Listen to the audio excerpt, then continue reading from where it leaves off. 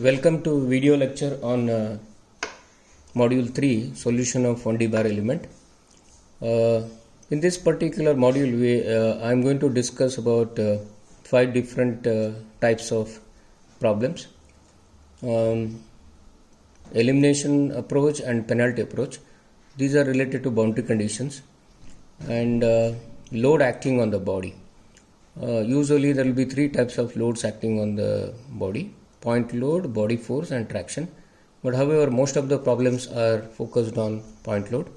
Then there will be some kind of problems on temperature, and the last type is a gap is given and you need to find out the displacements. So my lecture will be focused on these 5 types of problems. However, the theory I am not going to discuss. The focus will be only on the problem solving.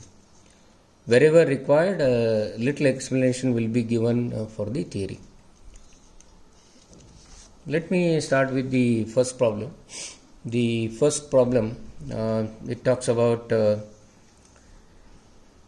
typical problem. Determine the nodal displacement, stress in each element and support reaction in the bar shown in the figure. This is a problem where there are 2 materials, steel and copper. The length of steel is given, the length of copper is given, diameter is given, diameter of the copper is also given. You can see here one end is fixed and the other end is also fixed. So both the ends are fixed, and this is the direction of the x. It's given in the problem. If it is not given, you can assume from left to right is always the positive x. This is the Young's modulus of the steel and Young's modulus of the copper. So all the data are given. Let us start with the solution. The first step is to draw a FE model. FE model means, as you know, it's a 1D bar element, so you can represent this problem in a straight line. Draw a straight line equal to the length of this, and as far as this problem is concerned, we can consider 2 elements, E1 and E2, having 3 nodes, 1, 2 and 3. So on this straight line now, you put all the data required. The length is also the length of the steel, L1 800 and L2 500. Now what is important is the displacement Q1, Q2, Q3, force F1, F2, F3. So this is the FE model of the problem where all the data are represented. Now let us go to the data given. Now all the data are given here, but only thing is you have to put all the data in the uniform format. That is either Newton or mm or meter, whatever way you like. So in this problem, all the data are put in Newton and mm. So you can see this here.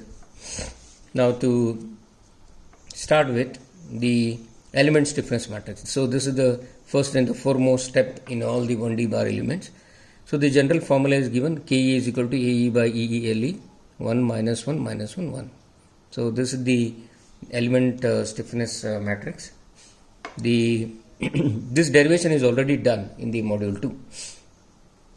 Now we have to use this equation. Now for element 1, so K1, A1 is given and EE is given.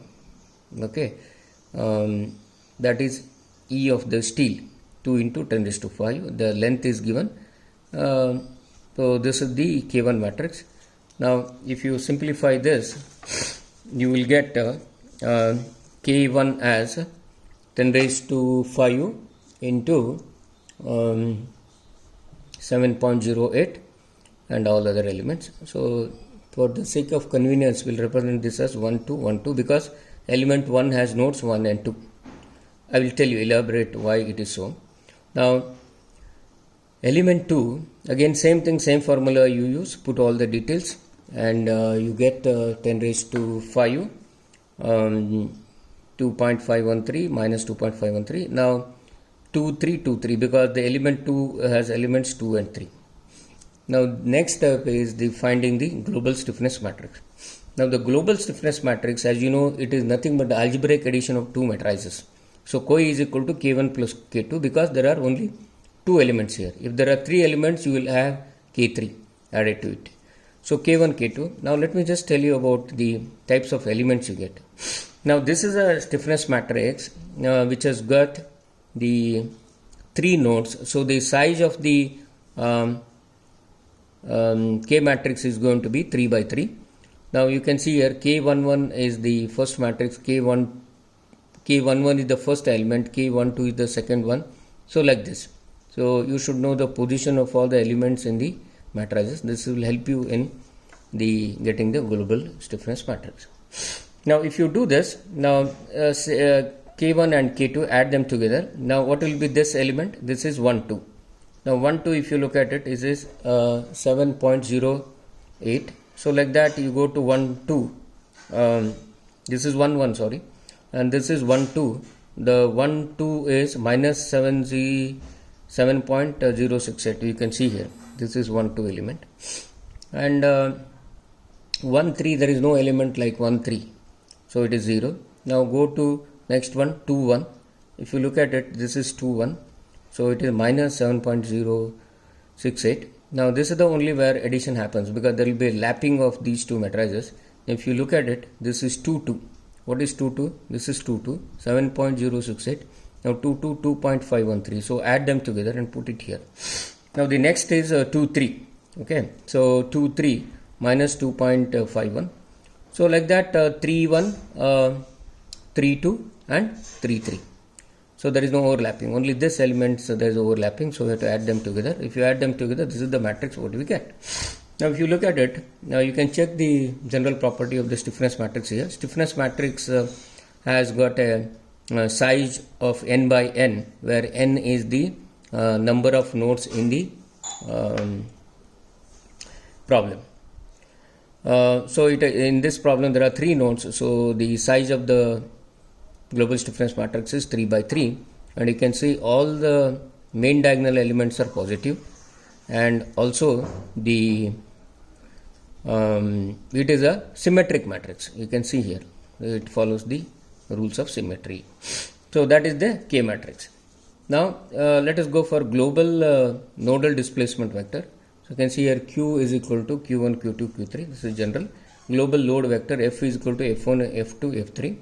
So you can see here it has got only point load. You can see the problem. In the problem it is given only the point load.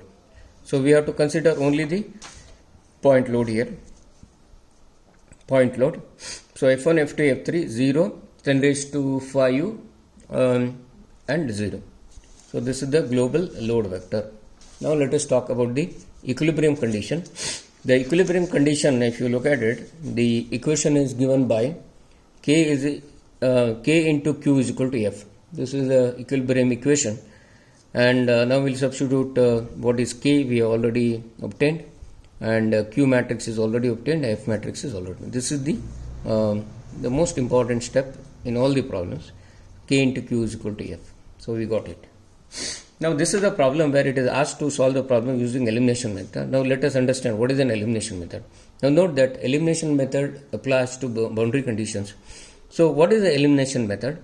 Now the general rule about elimination method is the row and column corresponding to the known value of the field variable, that the displacement node, is to be eliminated or deleted. It means that if the boundary conditions are known, that you need to delete. Say for example in this problem Q1 and Q3 equal to 0 because both of them are fixed. So as per this rule now you have to eliminate row 1 and column 1 and row 3 and column 3. So it is done here like this. So you eliminate row 1, column 1, row 3, column 3. So finally you will end up with this equation. So you get Q2 is equal to 0.1044 mm, and the nodal displacement you can write this vector. So 0 because Q1 is 0, Q2 is 0.1044 and Q3 is 0 again. So this is the displacement. Now let us come to stress in each element. So this is the general equation that you get, the equation sigma is equal to EE by LE minus 1 1 QI and QI plus I is equal to E. Okay, now let us apply this for element 1. Now element 1 is sigma 1. If you look at EE value is given, LE is given minus 1 1. Now Q1 now is 0, Q2 is 0.1044. So if you look at it, if you solve this, it comes out to be 26.1 Newton per mm square or 26.1 MPa. Similarly, for element 2, same thing, you substitute all the values, solve this matrix, you get minus value here, minus 20.88 Newton per mm square. Because why it is minus is because this particular element, if you look at it, it is subjected to compression. This is subjected to tension. So you'll get sigma 2 as minus. Okay, so that is that way you can verify. Now support reactions for elimination method, this is the standard equation that you have. So if you generalize this one, you have R1, R2, R3 and K, Q minus F. So if you solve this, you will get R1, R2, R3. These are the reaction forces at node 1 and at node 3. So now that's about the problem. We could find out all the, what is asked in the problem is the nodal displacement, stress in each element and the support reaction. So all the three are obtained now. Now just to think out of the box, now let me take the same problem and the force is given like this. Okay, the opposite direction of x. Then the same procedure can be followed, but the load vector, in the load vector, you have to take the value of this load as negative because it is in the opposite direction of the x. That's all. And rest all the procedure remains the same.